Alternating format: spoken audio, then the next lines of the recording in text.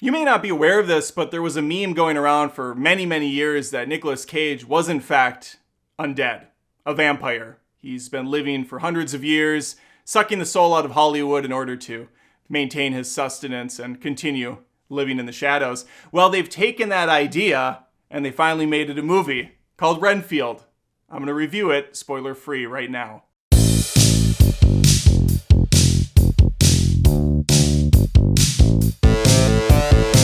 No, Nicolas Cage isn't called Renfield. He's actually Dracula. I can't even say it like Nicolas Cage. There's no way to really replicate Cage. He is who he is, for better and for worse.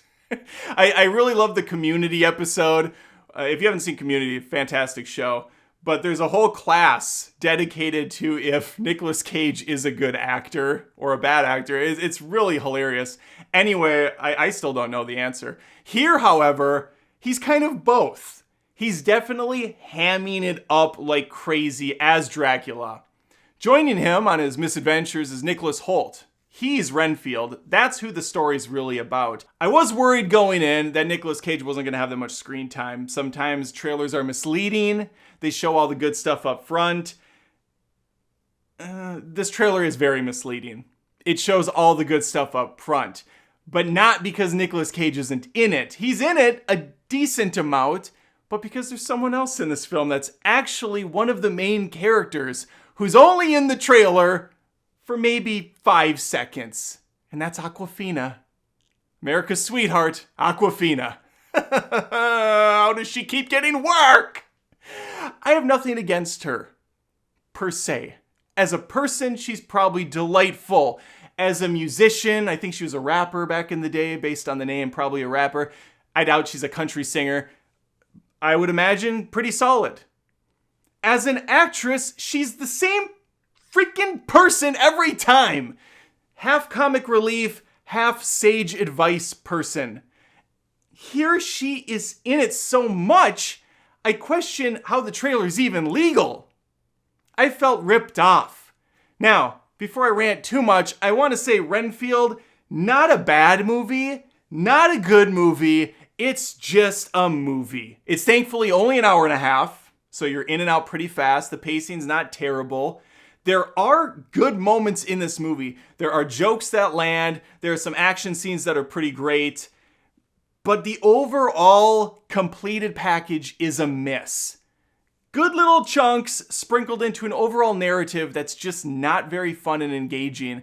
What we have here is a story about Renfield. He's a familiar. If you don't know what that means, it's someone that has been chosen by a vampire to do their bidding. They have some of the vampire abilities, but they're not full-on vamp. They're certainly not to the level of Dracula.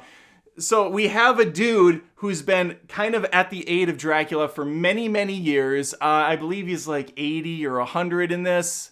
And he has to constantly clean up Nicolas Cage's mess. Slaughtering people, bringing him bodies so he can feed and get back, nursed back to health. And Hoult's character is just not having it anymore. He wants out. So we have the scene you've seen in the commercial where he's at like an AA meeting with these people that are in toxic relationships. That's the story's overall theme. It's about toxic relationships and how to break that cycle.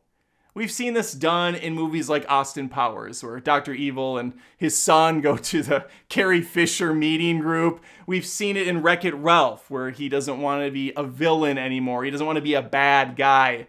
That stuff works well in those small little sequences, but that's Renfield's whole thing. He's constantly talking about how he can better himself and how Awkwafina's character will help him get there. And there's a love story. And I just felt like it should have focused more on the mentor-mentee relationship and let all that crap go away. What we have with Awkwafina is a strong female lead. And some people in Hollywood would say, it's about time. I'm really getting sick of the character who's so good at pretty much everything. What made Renfield interesting is he could kind of jump higher. He was stronger. He could rip arms off by just kind of pulling on him a little bit too hard. That was cool. But while he's doing that stuff in action scenes, Awkwafina's also doing pretty cool things. She's rolling on the ground. She's hopping off walls. She's taking out multiple people. Awkwafina is like 4'9", like a stubby little thing. I could pick her up and throw her across the room. At one point, she goes up at a dude that's like 3 times my size, and she's like, taking him out. It's just stupid. I know the movie's not meant to be taken very seriously, but it takes away from Renfield. And that's the problem I have. After the movie was over, I thought to myself, this feels like a Netflix movie, probably had a pretty low budget. It did a decent job for the small amount of money it probably cost them to make. This was a $90 million movie. Almost $90 million. Visually, it's all over the place. The color grading is through the roof crazy. Sometimes it's got a greenish filter, a hue over everything. At other times it's way too sunny in Philadelphia. It brightens up everything. There was one moment later where I swore it was filmed on an iPhone. They have Nicolas Hoult's character framed up and the background is 100% blur. It looked bizarre. It looked awful. There's a couple scenes like that. And it just took me out of the picture and I was just thinking, man, this must have been on the cheap. They either had bad reshoots done really quickly, or they shot this thing for like $5 million. I cannot believe it's a $90 million movie. End of the day, this is the type of film that feels like it should have been straight to streaming. It kind of reminded me of that Jamie Foxx movie from a couple years ago, maybe only a year ago, where he fights vampires. I don't even remember the name of it. So forgetful. It had a couple cool action scenes, but for the most part, kind of a mess. If you like that Jamie Foxx vampire movie, you probably will like Renfield. I expected a little bit more from this. I don't want to forget about my boy Ben Schwartz. He's also in this. He's one of the Lobo kids. There's this whole Lobo mafia thing that's throughout the picture. That really ruins a lot of it too. There's Awkwafina on one end, there's Lobo on the other. That whole thing is terrible. Ben Schwartz is always great. I've loved him ever since way back in the internet days of Jake and Amir. That show was my jam, and Ben Schwartz was great in it. Here, he's trying his best. It doesn't fit. Doesn't fit. Editing-wise, really choppy as well. I think this movie probably was well over an hour and a half, and they cut the crap out of it. Action scenes are fun at times, but they are cut like crap. There's some bizarre shots, one of which he's kind of holding out his hand to Awkwafina and she grabs it, and the next shot is only backed up a little bit and she's like plopping down. Very bizarre.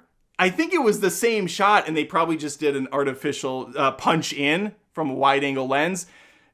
It's a mystery. The whole thing's kind of a mystery. It needed another pass all around. And I think you should pass seeing this in theaters. Watch it when it's home on streaming. Save your money. There's other things coming out shortly. All right, that's the review of Renfield. I'd love to hear your thoughts. Did you see it already? Did you love it? Am I way off? Let me know in the comments. Like this video if you like Blade. How about that? Like this video if you like Blade 1 and 2, not Trinity. We don't talk about Trinity. Oh, you can also subscribe if you're not subscribed to the channel. I post tons of movie reviews, rants, things of that nature every single week. Would love to have you stick around. And with that, I bid you adieu. Thanks for watching, because of the vampire thing. Fantastic.